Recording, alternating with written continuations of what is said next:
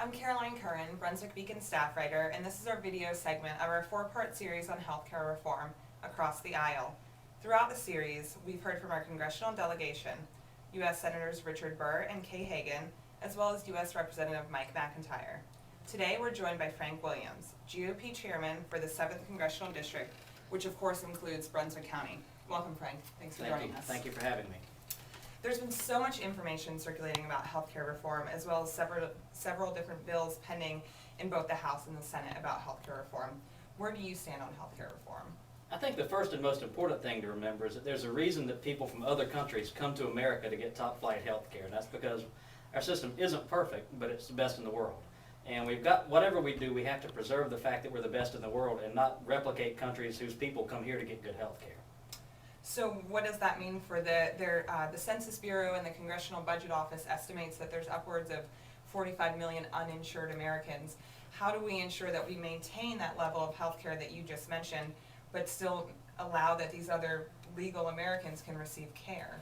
There are certainly a number of issues to consider there. I believe number one is to open up markets across state lines. Right now, if I want to buy insurance as a small business owner who only insures myself, I have to buy it in North Carolina.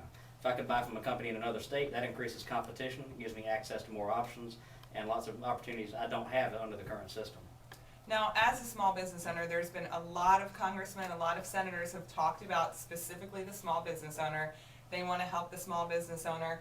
Do you know of any of the bills that are actually pending right now that would in fact help you as a small business owner? Well, those bills seem to change from day to day depending on what amendments are offered. I don't know of anything specific that I believe would help the small business owner, but I believe something that would help small business owners and individuals in general is to either offer a tax credit or full deductibility for health insurance, regardless of your employment status, whether you're a corporation, an individual who's self-employed, or someone who works for another company, so that takes the unfairness out of the tax code and makes it apply equally to every individual, regardless of income, regardless of employment status. And because right now, if you're not self-employed, you can't deduct your insurance if you're paying it for yourself, is my understanding. Whereas if you are self-employed, you may be able to, depending on how your business is set up. So it sounds like you're saying part of healthcare reform would include some tax reform as well. I believe so. I believe just taking any bias out of the tax code and making it fair to individuals from top of the income ladder to the bottom, so that anyone can either get a tax credit, and there's some tax credits outlined in Senator Richard Burr's plan, or a deduction, and there are lots of different ways to do that. But to me, the biggest thing is to make it fair across the board so that you don't have to be a business owner to take advantage of that. Okay. And I think one of the most talked about aspect of healthcare reform has been this public option, as it's been known. How do you feel about the public option? I believe that today's so-called public option could become tomorrow's government monopoly, and that's why I'm opposed to it. I believe that competition makes people do a better job, it makes companies do a better job, it increases opportunities, and I believe competition increases the quality of service. So I'm about a system that introduces more competition into the mix. I also do not believe that, with the possible exception of our military, that the federal government is an effective provider of services. I just don't think that they're the right organization to deliver health care coverage, except possibly in a last resort scenario in certain situations.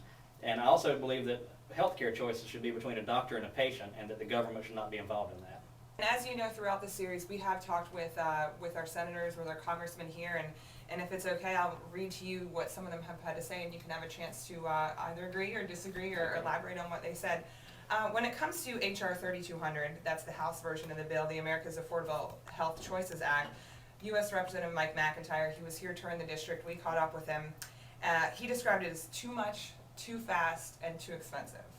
Would you agree with this assessment? I agree with that, but I don't think he went far enough. I would like to see him take a more definitive stand against the public option that's contained in these various forms of legislation. I do agree with him. It's too much, too fast, and too expensive, and I think it's just the wrong prescription. Now, of course, this one, the Congressional Budget Office estimates that it will cost upwards of $1.4 trillion by the year 2019, already piling onto the $9 trillion debt that we've already incurred. So with that kind of bill in front of, what would you like to see him do? As far as vote it down, offer some amendments? I would like to see him vote down that particular bill. I believe we need to start from scratch and not have the current legislation that's out there, not have something that's focused so much on a public option as a lot of these have been, but look at something, perhaps Senator Richard Burr's bill, which talks more about competition, more about opening markets up across state lines, and about the tax credits and empowering individuals, empowering doctors. Okay, and you mentioned Richard Burr. We spoke with Senator Burr as well as Senator Kay Hagan. They both sit on the Senate Health, Education, Labor, and Pension Committee, from which a bill has come out of their committee, which is expected within the next few weeks to be merged with the Senate Finance Committee. Senate Majority Harry Reid is expected to debut that on the Senate floor, from which they'll vote. That bill did include a version of the public option, with Senator Hagan voting for it, Senator Burr saying he was vehemently opposed to it. So you have two North Carolina senators, both on the same committee, working on a bill, one saying he doesn't support it, one saying that she does. What would you say to her as far as this public option? Same with McIntyre, or where would you like to see her go? I would like to also see her vote against any bill that includes the public option. Okay. And because, as I said, today's public option, in my view, is tomorrow's government monopoly, and government monopolies have very rarely, if ever, proven to be effective. And one thing that Hagan did note, she said, and I quote, "I think that what I'm primarily concerned about is we need healthcare reform in our country. When I look at the fact that healthcare premiums have gone up 98% in the past 10 years, whereas income in North Carolina has only gone up 18%, it's a startling statistic, and it just shows that premiums have increased 5 times faster than wages in our state, and we can't afford that." Then she added, "Another frightening reality is one medical emergency can sink a family into bankruptcy."